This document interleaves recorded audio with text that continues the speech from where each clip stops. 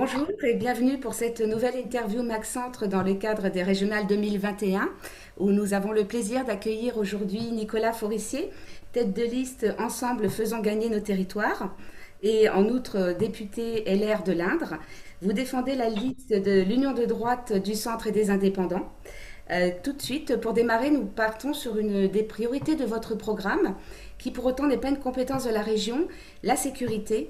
Alors expliquez-nous pourquoi et quoi en sécurité? Écoutez, je pense, bonjour d'abord et merci de me recevoir. Je pense que la question, et je constate que la question de la sécurité, des protections est la préoccupation numéro un de nos concitoyens aujourd'hui. C'est vrai à l'échelle nationale, c'est vrai aussi en particulier dans la région Centre-Val de Loire.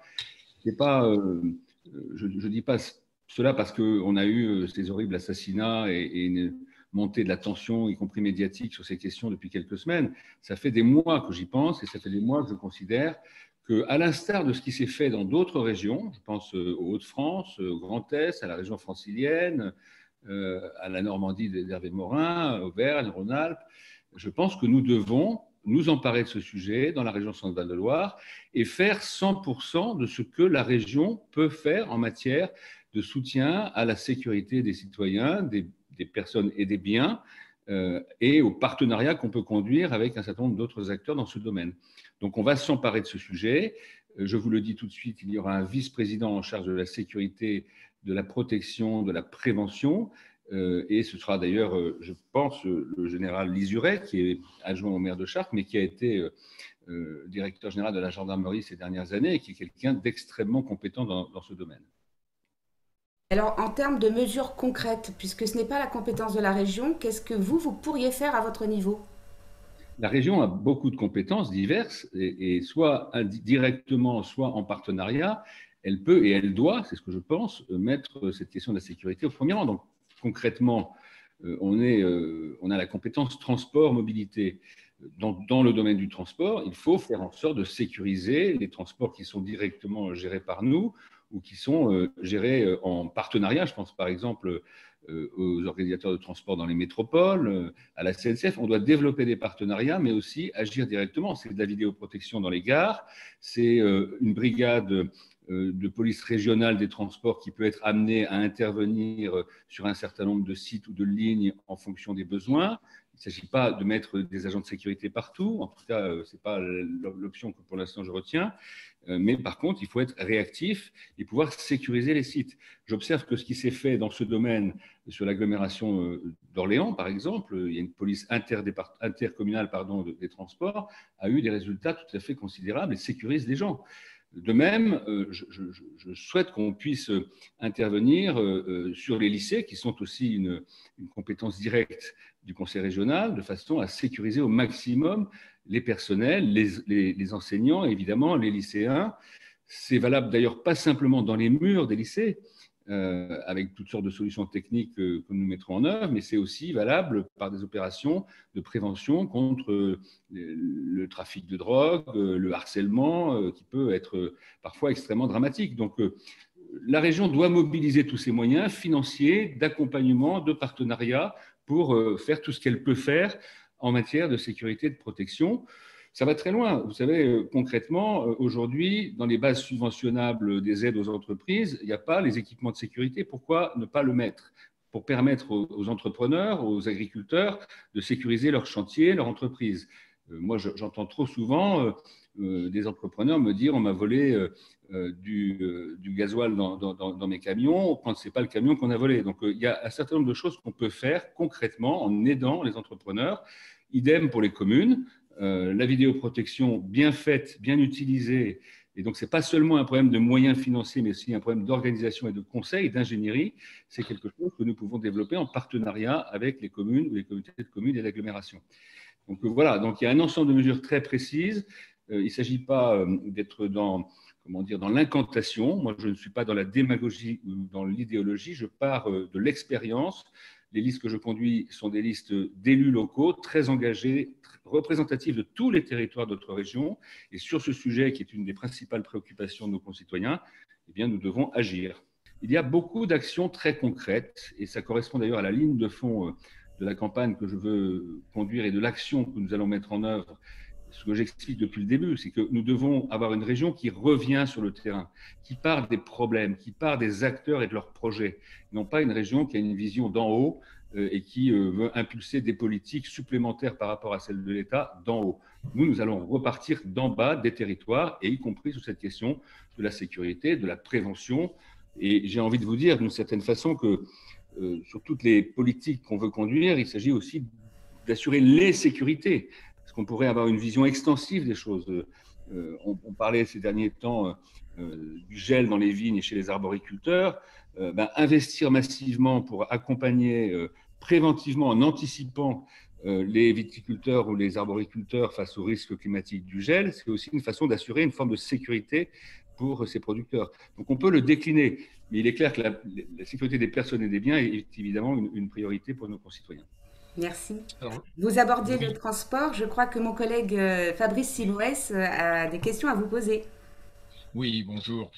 Justement, concernant les transports, notamment le ferroviaire, est-ce que vous pensez que la région Centre-Val de Loire, comme beaucoup d'autres, doit continuer à se substituer à l'État de manière durable pour les investissements sur les nouvelles voies, sur le travail sur le POLT, par exemple, sur ces choses-là, sur le fret notamment?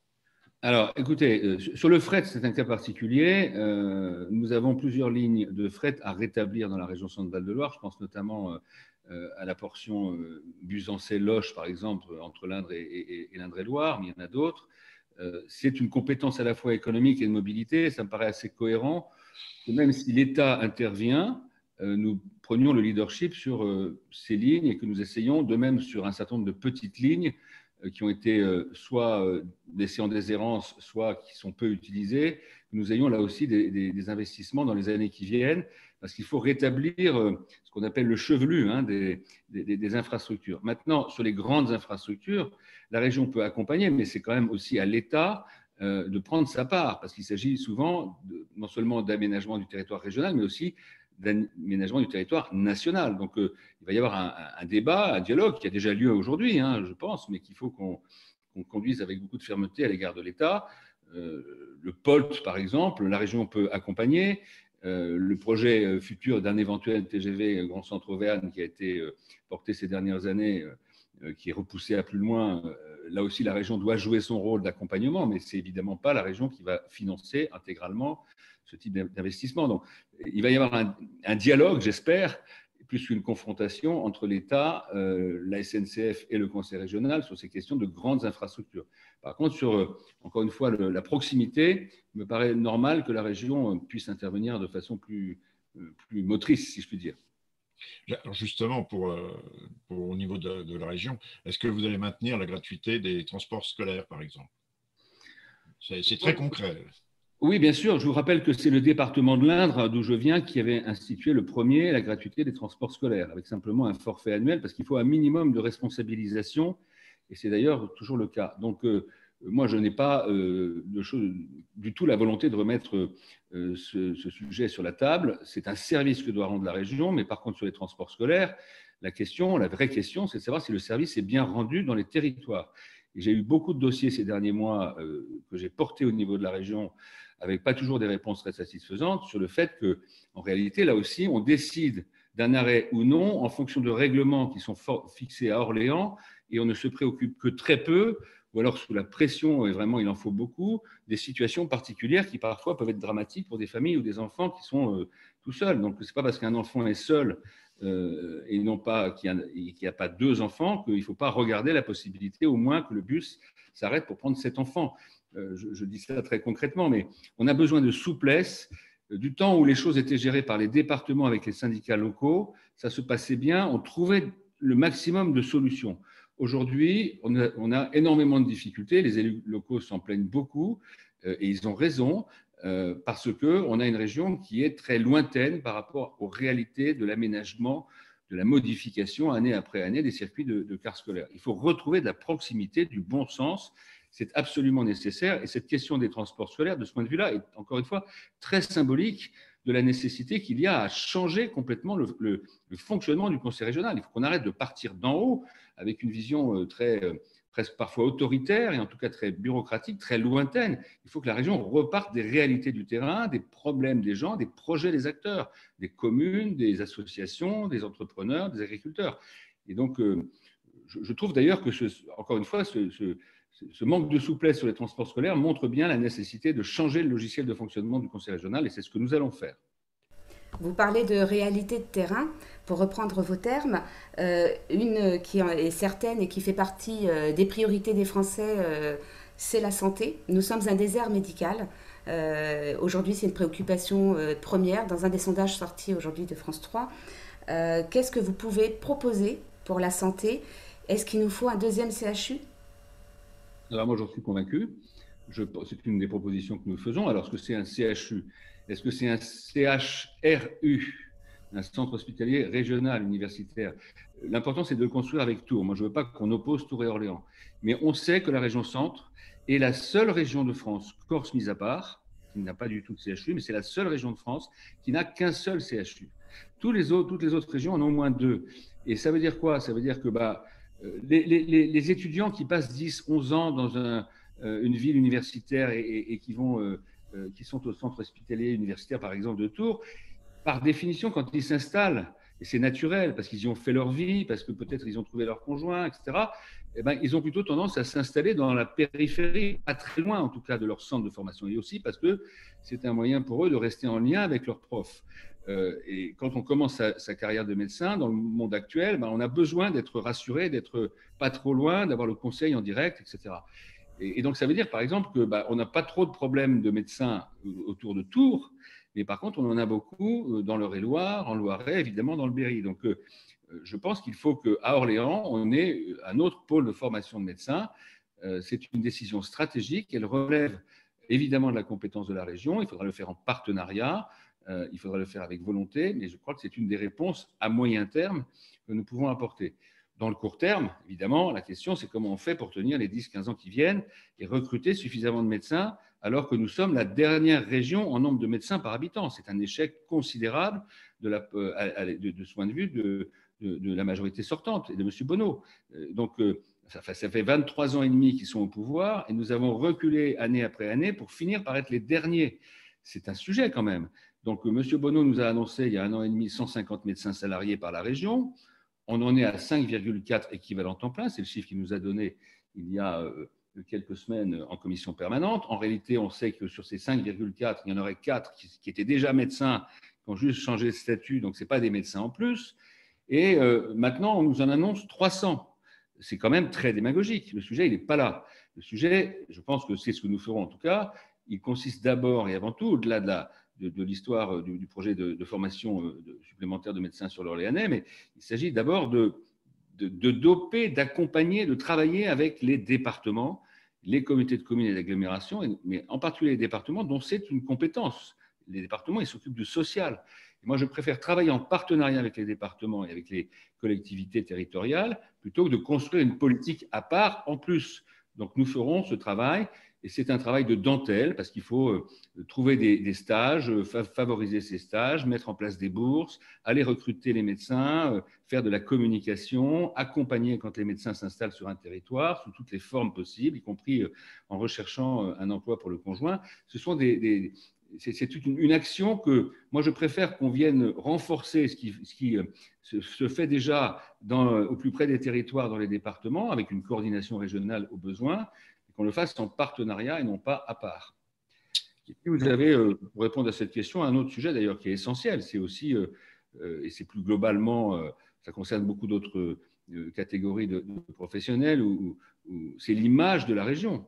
Quelle est l'image, quelle est l'attractivité de la région? On a un énorme travail à faire là-dessus parce que manifestement, nous ne sommes pas assez identifiés, notre image n'est pas assez attractive. Et je crois que c'est aussi un des éléments de réponse à cette crise de la désertification médicale. Donc à la fois beaucoup de choses concrètes, à la fois des mesures qui vont prendre plus de temps mais qui sont nécessaires. Formation, attractivité. Justement, vous parlez de dopage et d'attractivité pour pour les médecins, mais est-ce qu'au niveau de l'économie, justement, vous êtes favorable à une forme de dopage économique pour les régionales, en direction des entreprises? Est-ce que ça serait conditionné à des critères précis, à des maintiens de l'emploi, à du maintien de sites plutôt que d'externalisation? D'une façon générale, et c'est quand même la loi, il y a un certain nombre de verrous qui existent dans les dispositifs de soutien aux entreprises. La création d'emplois, c'est déjà un verrou qui existe dans les règlements et le remboursement des aides quand on s'en va sans raison valable, évidemment aussi. Moi, je vais vous dire sur ce sujet, il y a des sujets qui ne sont pas directement de la compétence de la région, mais qui sont essentiels parce qu'effectivement, ce sont les principales préoccupations de nos concitoyens. Vous l'avez dit, c'est la sécurité et la protection, c'est les questions de santé, on vient d'en parler. Mais je veux dire que la compétence du développement économique, du soutien aux entreprises, du soutien à l'agriculture régionale, qui est un sujet majeur, du soutien à l'implantation d'entreprises, et on retrouve la question d'attractivité, toutes ces questions-là, elles sont la principale compétence du conseil régional pour le coup. Et moi, je trouve qu'on est faiblard dans ce domaine. Je trouve que ça n'avance pas, qu'on ne mobilise pas les aides aux entreprises dans le cadre des plafonds européens comme on devrait le faire. Je pense qu'on doit doper les budgets de soutien à l'investissement des entreprises. On doit doubler au moins le budget propre de la région de soutien à l'agriculture parce qu'on est très en retard de ce point de vue-là. On doit retrouver une région pilote pour structurer les filières industrielles. Je pense en particulier au pôle de compétitivité, à un certain nombre de filières importantes dans notre région, la sous-traitance aéronautique par exemple, ou l'agroalimentaire, qui est un débouché majeur pour l'agriculture, qui n'est pas assez développé chez nous. La région doit retrouver un rôle de pilote. Pour l'instant, elle est plutôt à la traîne. Je ne dis pas qu'elle ne fait rien. Il y a des subventions, on fait des colloques, etc. Et moi, je veux retrouver une région qui est hyper proactive pour l'économie et qui mobilise tous les moyens possibles pour développer les entreprises, développer celles qui existent, faire venir d'autres entreprises. Et là aussi, c'est un ensemble d'actions extrêmement importantes. Ce n'est pas seulement des investissements et de l'argent, enfin, c'est aussi beaucoup une attitude, un comportement pilote, leader.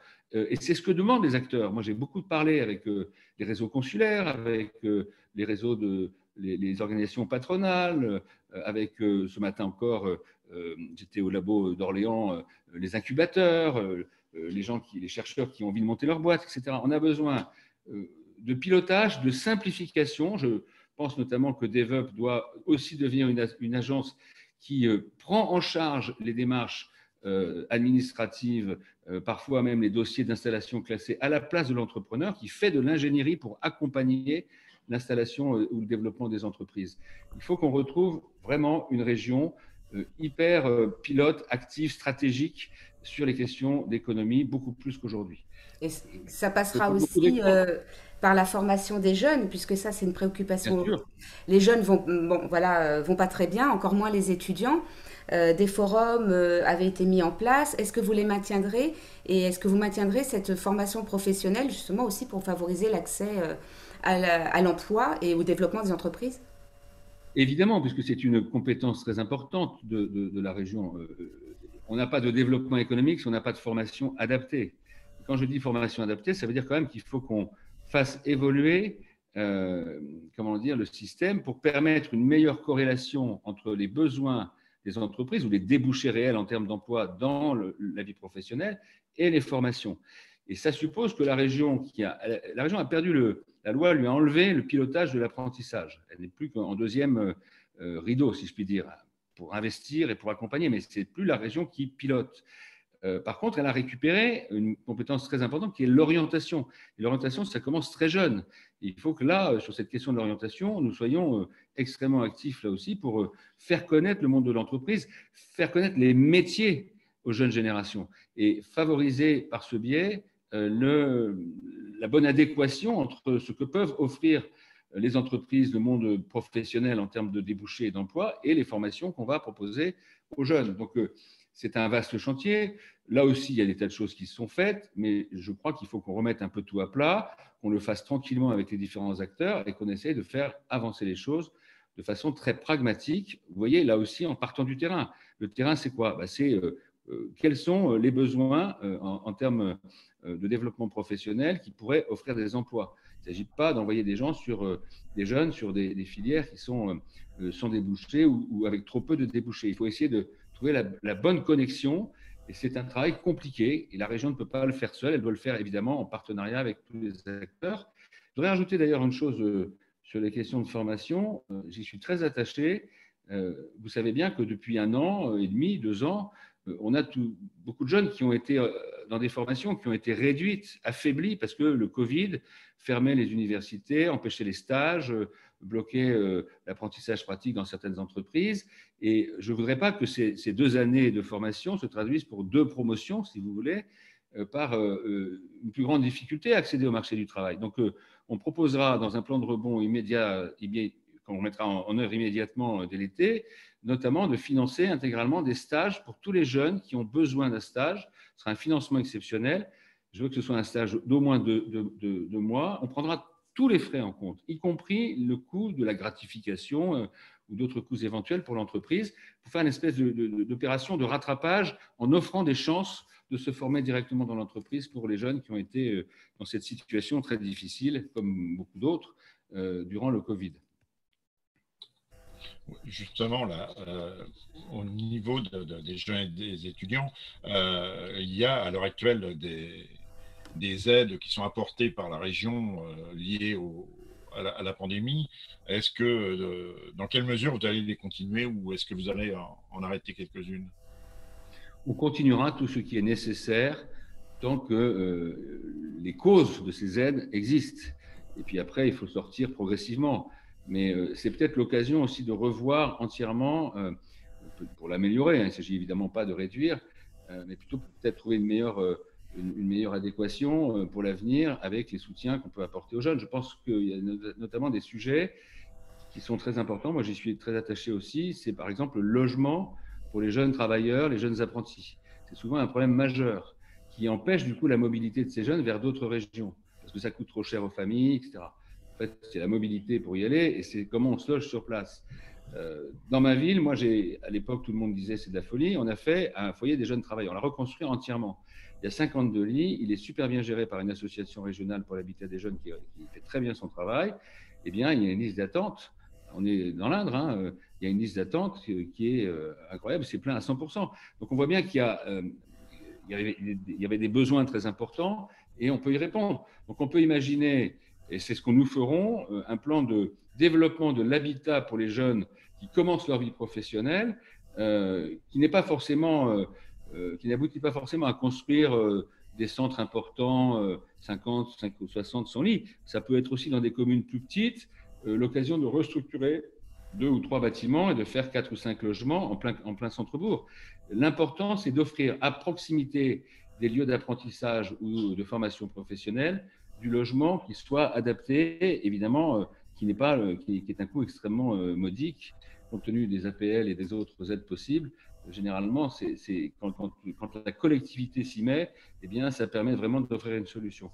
Donc, l'habitat pour les jeunes est un sujet majeur et c'est un habitat où, bien sûr, et on contractualise pour ça, soit avec des acteurs locaux, soit avec des associations régionales, c'est un habitat aussi où il y a un accompagnement dans l'entrée à la vie professionnelle, un accompagnement social. Vous parlez d'habitat, on pense forcément à l'écologie, puisque qui dit aussi construction ou réhabilitation, on se positionne dans la transition écologique. Quelle vision régionale vous avez de l'écologie et quelles sont vos propositions potentielles? Il y a beaucoup de choses. C'est la transition écologique, je crois que elle est, comment dire, acquise. Il est acquis que nous devons la conduire tous et toutes. Ce que nous disons, nous, c'est que cela doit se faire de façon positive. Moi, je ne veux pas d'une écologie punitive, qui culpabilise, qui crée des contraintes supplémentaires, qui taxe, qui oblige finalement à faire la transition contraint et forcé, ce qui, du coup, a un effet contraire à celui qu'on attend. Moi, je veux une écologie positive, incitative, pédagogue, qui permet d'avancer pas à pas, mais en entraînant plutôt qu'en obligeant. Alors, une fois qu'on a dit ça, ça se traduit de façon très concrète sur 1000 et une choses. Par exemple, je suis favorable à la création de retenues collinaires en agriculture parce qu'il faut pouvoir capter un peu de l'eau qui tombe maintenant de façon très concentrée du ciel à certains mois de l'année, sachant qu'après, on a des sécheresses très longues. ce qui a beaucoup de conséquences pour l'agriculture, éventuellement pour le gel en hiver si on n'a pas de réserve d'eau, etc., etc. Je veux qu'on fasse des retenues collinaires. Il faut le faire évidemment intelligemment, il ne faut pas faire n'importe quoi, mais les agriculteurs sont d'accord pour ça. On peut le faire aussi en faisant de ces retenues collinaires des lieux de biodiversité. Faisons d'une pierre deux coups. Voilà, donc là, c'est une façon positive à la fois de gérer l'eau, mais aussi pour l'homme, mais aussi de recréer de la biodiversité. Il y a beaucoup de solutions de ce type, mais il ne faut pas qu'on soit dans la contrainte. Appliquons déjà les règles, notamment en matière de rénovation des bâtiments qui sont demandées par la loi, par l'État, et faisons-le avec bon sens pour que les projets avancent. Alors après, il y a beaucoup de solutions de sujets. Nous voulons par exemple travailler, nous, sur l'hydrogène en matière de transport. On va mettre le paquet là-dessus. Je pense que le soutien à un certain nombre d'unités de méthanisation bien faites, qui n'utilisent pas des productions qui auraient dû être destinées à l'alimentation humaine, mais qui permettent de structurer la gestion d'un certain nombre de déchets ou de résidus d'élevage, etc., dans les bassins de vie, ça, c'est une démarche positive. Le fait de soutenir le solaire sur les bâtiments agricoles, sur les friches non agricoles, sur un certain nombre de sites qui sont propres, moi, je pense que c'est de l'écologie positive. Par contre, je vais vous dire très clairement, il est nécessaire de faire un moratoire, c'est ce que nous demandons, sur l'implantation d'éoliennes, parce qu'on part dans une espèce de prolifération, notamment dans certaines régions, qui devient totalement contre-productive. Il faut qu'on se pose, il faut qu'on redéfinisse les schémas éoliens. Et je signais une tribune dans Le Monde avec d'autres collègues sur le sujet. Je vois que c'est un sujet qui monte partout en France. Je ne pense pas m'être trompé. Donc, au moins, moi, je suis clair. Je dis, faisons un moratoire. Je suis le seul à le dire. Et ensuite, nous verrons s'il y a encore certaines zones ou certains endroits où, avec le consensus des populations et des élus, on peut installer des éoliennes. Mais on va arrêter la prolifération, sachant que la région Centre-Val-de-Loire est déjà très productrice d'éoliens aujourd'hui. Toutes ces mesures réclament un financement qui risque d'être un petit peu important. Comme ça vient de s'ajouter à un endettement de la région, comme toutes les régions, probablement, avec le quoi qu'il en coûte, est-ce que à terme, vous envisagez de réduire les dépenses, d'augmenter des impôts ou des taxes telles pour avoir de nouvelles recettes comme l'écotaxe, ou voire d'abandonner des compétences qui sont actuellement celles de la région? Nous prendrons le temps. Il ne s'agit pas de faire les choses d'un coup de baguette magique, parce que pour le coup, je n'ai pas de baguette magique. Il s'agit de travailler en profondeur, de faire les audits nécessaires, de réorganiser, de lutter et de supprimer les gaspillages. Je pense qu'il y a beaucoup de marge de manœuvre de ce point de vue-là. Nous avons aussi un effort considérable à faire, ce que ne fait pas l'actuelle majorité, pour aller chercher des fonds européens supplémentaires par rapport à ces fonds européens qui nous sont alloués et dont nous avons la gestion. Je pense au FEDER, au FEADER, au FSE, etc. Là, on connaît l'enveloppe, la région doit la gérer, elle doit mieux les gérer d'ailleurs pour ne pas avoir à en rendre, mais j'observe que les autres régions, contrairement à la région Centre-Val-de-Loire, elles vont aussi, avec des équipes très structurées qui sont à Bruxelles, elles vont chercher, dans les appels à projets supplémentaires lancés par la Commission européenne, des moyens financiers parfois considérables. La région Provence-Alpes-Côte d'Azur, durant le dernier mandat, elle a récupéré plus de 5 milliards d'euros supplémentaires par rapport aux fonds européens qui lui étaient alloués dans le cadre des fonds structurels, avec une équipe de 45 personnes à Bruxelles. Alors, on n'aura pas 45 personnes parce qu'on est un peu moins puissant, mais vous prenez la région Pays de Loire, qui nous ressemble pas mal, il y a de mémoire 13 ou 14 personnes à Bruxelles. Des gens compétents qui travaillent, qui font le boulot de monter les dossiers pour aller chercher de l'argent dans les appels à projets européens, ce que ne fait pas la région Centre-Val-de-Loire. Donc voilà, il faut mieux gérer, il faut être prudent sur la dette, je suis d'accord avec vous. Monsieur Bonneau a doublé le nombre d'annuités de remboursement en un an, l'année dernière sur le budget de 2021, entre parenthèses. Bon, il l'a fait au dernier moment, on ne sait pas trop pourquoi. Donc nous verrons comment nous procédons. Et je ne suis pas tellement favorable, par ailleurs, à augmenter, je suis même totalement défavorable à l'idée d'augmenter les impôts, je vous le dis tout de suite. Donc il va falloir mieux gérer, il va falloir aller chercher des ressources supplémentaires. Et quand je vous dis par exemple qu'on va faire des fonds d'investissement pour développer les entreprises, ce n'est pas la région toute seule qui va le faire. Et il faut que la région elle soit capable d'aller négocier avec d'autres organismes. Je pense évidemment à la Banque publique d'investissement, je pense à d'autres partenaires bancaires. Il y a beaucoup de techniques pour cela. Mais évidemment, ça ne se fera pas du jour au lendemain. Et la réorganisation des équipes, et des équipes plus présentes sur le terrain, et une agence DevOps qui est plus puissante et mieux dotée, et en même temps des politiques nouvelles, tout ça, ça demande de procéder avec méthode.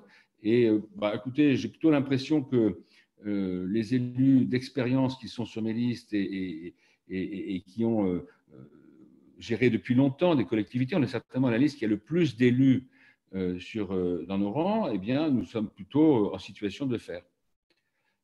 Il nous reste 1 minute. Quelles compétences marqueraient votre mandature en cas de victoire?